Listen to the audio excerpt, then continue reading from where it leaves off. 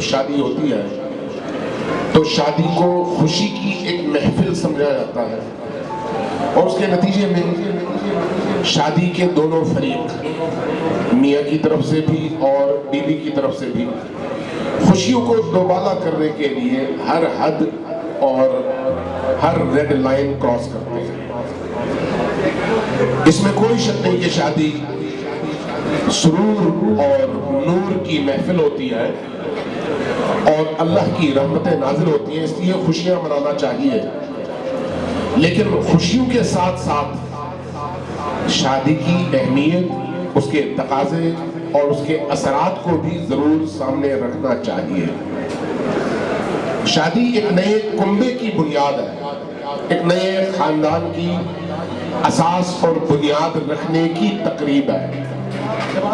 کسی گھر کی بنیاد رکھتے ہیں، زمین لیتے ہیں، چار دیواری کے لیے کھدائی کروانا چاہتے ہیں، اور پہلا جو بیلچہ یا گینتی استعمال کرتے ہیں، تو اس وقت آپ کوئی بکرا لے کر آتے ہیں، اور اس گھر کو شرور اور آفات سے بچانے کے لیے اللہ کی بارگاہ میں اس بکرے کی، بھیڑ کی، گائے کی، کسی گوسفند کی قربانی کرتے ہیں۔ کیوں؟ اس لیے کہ آپ نے ایک نئے گھر کی بنیاد رکھنی ہے، اس لیے آپ اس گھر کو تمام آفات اور بلیات سے پاک کرنا چاہتے ہیں۔ شادی اس گھر سے زیادہ اہم ہے۔ جب زیادہ اہم ہے تو پھر اس شادی کی تقریب کا آغاز حرام سے نہیں، حلال سے ہونا چاہیے۔ ایسی چیزوں سے نہیں جو اللہ کی رحمتوں کے نزول کا رستہ روک دے، بلکہ ان چیزوں سے ہونا چاہیے جو اللہ کی رحمتوں کے نزول کا باعث بنے۔ لہذا آج کی تقریب میں آپ نے دیکھا کہ اس کا آغاز اللہ کے کلام سے اور ہمارے برادر محترم قاری صاحب کی دلنشین آواز سے ہوا۔ یہ اس محفل کی برکتوں اور سعادتوں میں اضافے کی پہلی بنیاد ہے۔ اور اس کے بعد دوسری بات یہ ہے کہ جب آپ زوجین کو ملاتے ہیں، انکحتو وزوجتو وقبلتو کہتے ہیں، نکاح کا عمل انجام پاتا ہے، تو اس کے بعد گویا آپ ایک نئے خاندان کی بنیاد رکھ رہے ہیں۔ یہ دو خاندانوں کا صرف ملاپ نہیں ہے، اگرچہ ہے، لیکن صرف دو خاندانوں کا ملاپ نہیں ہے۔ یہ دو افراد کی نئی زندگی کا صرف آغاز نہیں ہے، بلکہ نسل انسانی میں ایک نئی پاکیزہ نسل کی بنیاد رکھنے کی تقریب ہے۔ لہذا اس تقریب کو پاکیزہ ترین تقریب میں بدلنا چاہیے۔ لہذا آپ دیکھتے ہیں کہ دین نے اس کے لیے ایسے ایسے احکام بیان کیے ہیں جن کو پڑھ کے لگتا ہے جیسے آپ حج پہ جا رہے ہوں یا زیارات پہ جا رہے ہیں۔ پاکیزگی، تن کی پاکیزگی، روح کی پاکیزگی، بدن کی پاکیزگی، لباس کی پاکیزگی، دعاؤں کے ساتھ، قرآن کے ساتھ، چونکہ آپ ایک نئی اور پاکیزہ نسل کی بنیاد رکھنے جا رہے ہیں۔ اس کے بعد اگلی بات، میں چونکہ صرف فہرست بتا رہا ہوں، تفصیل میں نہیں جا رہا، آپ ہی دیکھ رہے ہیں۔ اگلی بات جو انتہائی اہم ہے وہ یہ ہے کہ ہمارے معاشرے کے اندر جب شادی ہوتی ہے تو کہا جاتا ہے گھر میں دلہن آ گئی، اب وہ سارا گھر سنبھال لے گی۔ سوال یہ ہے کہ اس شادی کی تقریب کا مقصد کیا ہے؟ دو روحوں کو جوڑنا۔ اس دو روحوں کے جوڑنے کے عمل کو اگر آپ نکاح میں بدل دیں تو نتیجتاً نکاح کے دو بول ادا ہونے کے ساتھ ہی میاں کے دل میں بیوی کے لیے اور بیوی کے دل میں میاں کے لیے عشق کا ایک سمندر موجزن ہو جاتا ہے۔ یہ نکاح کے ان دو جملوں کا اثر ہے جو انسان کی روح پر مرتب ہوتا ہے، اور اللہ نے یہ تاثیر رکھی ہے۔ اس تاثیر کا مطلب کیا ہے؟ اب زندگی کی گاڑی جن دو برابر کے پہیوں پر چلے گی، ان دو پہیوں کا نام میاں اور بیوی ہے۔ لہذا نہ بیوی کو میاں پر اور نہ میاں کو بیوی پر برتری نہیں، بلکہ اب اس کے کچھ حقوق ہیں، اس کے کچھ حقوق ہیں، اس کی کچھ ذمہ داریاں ہیں، اس کی کچھ ذمہ داریاں ہیں، ہر ایک کو اپنی ان ذمہ داریوں کو بجا لانا ہے۔ آج کے اس متمدن معاشرے میں جب بیوی گھر کے امور میں مصروف رہتی ہے تو لوگ عجیب نظر سے دیکھتے ہیں، یہ بھئی گھر میں ہے، اتنی پڑھی لکھی ہے۔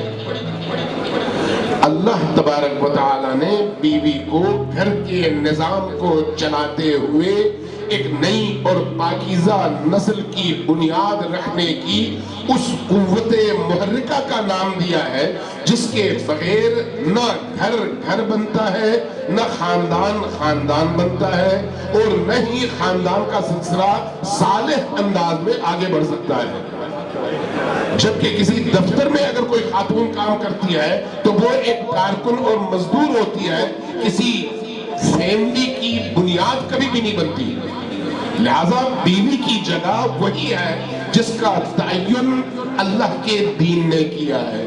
اس کا مطلب یہ نہیں ہے کہ وہ باہر کام نہ کرے یا کام نہیں کر سکتی، لیکن جو پہلی ذمہ داری ہے وہ گھر ہے، گھر کی آبادی، گھر کی نشو و نما، خاندان کی آبادی۔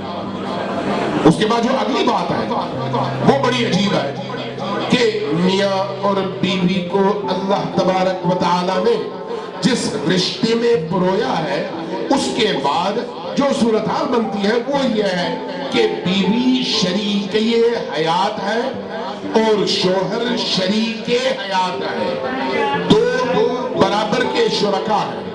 ان دو برابر کے شرکا کی اپنی اپنی ذمہ داریاں ہیں۔ بیوی جب گھر آتی ہے تو وہ اس زندگی کا آدھا حصہ بن کر آتی ہے، نوکرانی بن کر نہیں آتی۔ توجہ ہے میں کیا عرض کر رہا ہوں؟ جب بیوی آتی ہے تو نوکرانی بن کر نہیں آتی بلکہ زندگی کے آدھے حصے کی مالکن اور شریک حیات بن کر آتی ہے، اور شوہر بھی بیوی کے لیے کمانے کا ذریعہ بن کر نہیں آتا بلکہ دکھ اور سکھ دونوں میں برابر کے حصہ دار کی حیثیت سے آتا ہے، لہذا دونوں کے برابر کے حقوق ہیں۔ یہاں تک کہ بیوی کے بارے میں یہ کہا گیا، شریعت نے یہ کہا کہ جب تک خاتون اجازت نہ دے، جو راضی نہ ہو، اس وقت والدین اس بچی کا نکاح کسی سے کر نہیں سکتے، اور جب تک لڑکی راضی نہ ہو وہ نکاح نہیں ہے۔ اس حد تک شریعت نے اس خاتون کو مالک بنایا ہے، اس کو اختیار دیا ہے۔ جب اس حد تک اس خاتون کا احترام اللہ نے والدین کے گھر میں رکھا ہے تو پھر سسرال میں اور اپنے شوہر کے پاس بھی اس کو اسی طرح کے حقوق دیا ہے، لیکن اس کے ساتھ جو اس کی ذمہ داریاں بیان کی ہے وہ یہ ہے کہ اس کی دنیا اور آخرت دونوں کی کامیابی اس میں ہے کہ وہ اپنے شوہر کو راضی رکھ سکے اور اس کی خوشیوں کا سامان فراہم کر سکے۔ اس کی اپنی رضا سے زیادہ اس کے شوہر کی رضا اس پر غالب آئے۔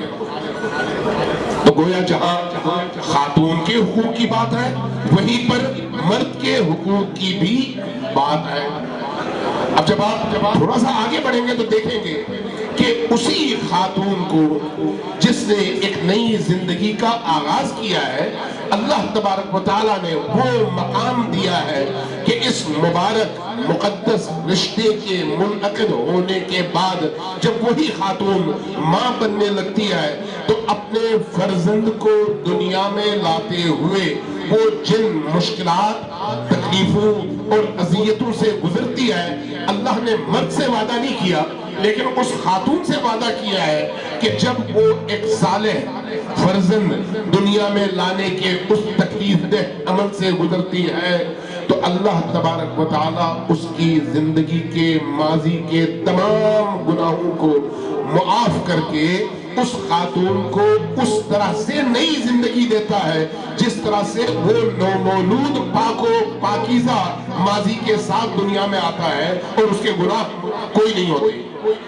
خاتون کو وہ مقام اللہ نے اس بچے کے جننے کے نتیجے میں دیا ہے، اور اس کے مقابلے میں مرد سے کہا ہے کہ تم حلال کی روزی، حلال کی روٹی کما کر لاؤ، جس میں رشوت نہ ہو، جس میں حرام کی آمیزش نہ ہو۔ اس روزی کے کھانے کے بعد جب یہ بچہ آہستہ آہستہ پرورش پائے گا تو یہ بچہ تمہاری بہشت کا بھی ضامن ہوگا اور تمہاری آخرت کی حفاظت کا بھی ضامن ہوگا۔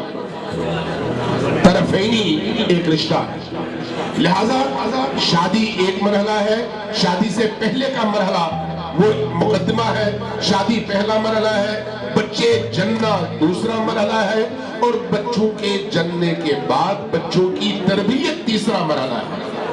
یہ جو تیسرے مرحلے پہ آ کے اپنی بات میں ختم کر دوں گا کہ یہ بچوں کے جننے کے بعد تربیت کا مرحلہ ہے، یہ سب سے اہم مرحلہ ہے۔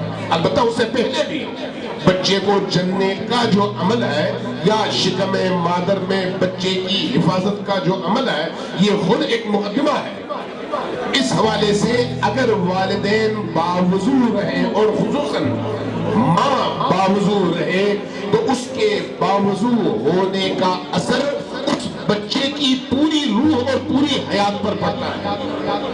لہذا یہ انتہائی ضروری ہے کہ ماں کوشش کرے کہ ہمیشہ باوضو رہے اس بچے کی شکم میں موجودگی کے موقع پر، اور اسی طرح سے اس بچے کی موجودگی میں ماں جس طرح کی ایکٹیویٹیز اور جس طرح کے ماحول میں دن اور رات گزارتی ہے اس کا براہ راست اثر اس بچے پر پڑتا ہے۔ اگر ماں قرآن سے مانوس ہو، اگر ماں دعاؤں سے مانوس ہو، اگر ماں مناجاتوں سے، ائمہ اطہار اور نبی کریم کی مناجاتوں سے مانوس ہو اور وہ پڑھتی رہے تو اس کا بچہ نورانی، پاکیزہ، بامعرفت، بامعنویت ایسا بچہ آئے گا دنیا میں جس کو دیکھ کر لوگ رشک کریں گے۔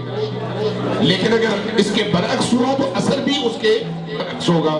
لہذا اس مرحلے کو بھی انتہائی اہمیت کے ساتھ دیکھنے کی ضرورت ہے کہ باہر کے تمام معاملات، تمام واقعات، تمام گفت و شنید، تمام آوازیں، تمام باتیں شکم مادر کے اندر موجود بچے پر بالواسطہ نہیں بلکہ براہ راست اثر انداز ہو رہی ہو۔ آپ اگر ہسپتال جاتے ہیں تو ہسپتال میں آپ کو مریضوں سے ملنے نہیں دیا جاتا، کیوں؟ اس لیے کہ آپ باہر سے جراثیم لے کر جا رہے ہیں۔ جب تک آپ اپنے آپ کو اور ان جراثیم کو اپنے آپ سے دور نہ کریں، یہی کیفیت بچوں کی ہے، یہی کیفیت شکم مادر کے اندر موجود اس بچے کی ہے۔ لہذا اس بچے کو باہر کے جراثیم سے بچانا آپ کے ذمہ ہے، یعنی والدین کے ذمہ ہے۔ بچے جننے کے بعد کی جو تربیت ہے اس میں جو خوراک آپ لے کر آتے ہیں اس میں حرام نہ ہو، اس میں آمیزش نہ ہو، اس میں حرام کا شائبہ نہ ہو۔ اگر ایسا ہوگا تو بچہ پاکیزہ ہوگا۔